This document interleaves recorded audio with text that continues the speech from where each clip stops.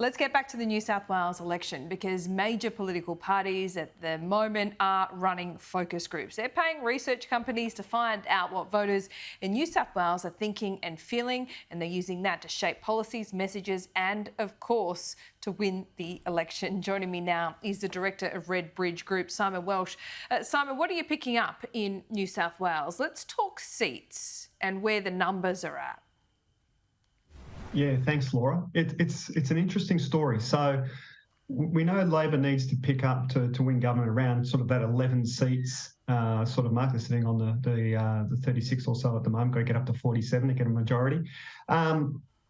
What we're finding is Labor is performing best in areas where you get this mix of younger voters and diverse voters, and particularly the intersection of those. When you've got young, diverse voters, then you've got really real heartland for Labor emerging.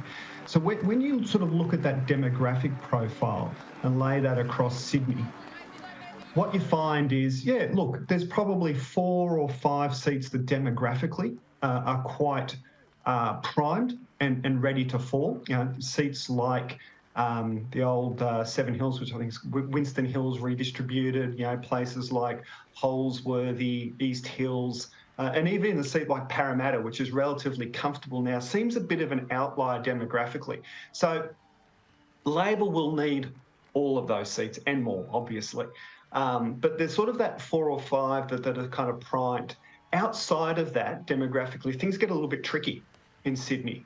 And so I think Labor's going to need to be looking to seats outside of Sydney, you know, whether that's seats like Goulburn or whether it's seats like Terrigal, and maybe even some of the seats sort of just in and around Sydney, like a Heathcote or those sorts of things.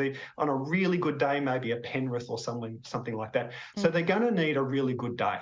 I mean, the polls are indicating at the moment that things are looking good, but it's really going to come down to the demography in some of those seats. So it's not going to be as easy, I think, as No, that's right. So they've got younger voters, essentially. And you're right, the polls do show that Labor are streets ahead, that this is their election to lose here.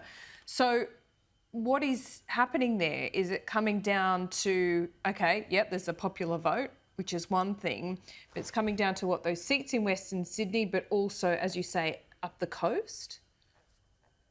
Yeah, that's right.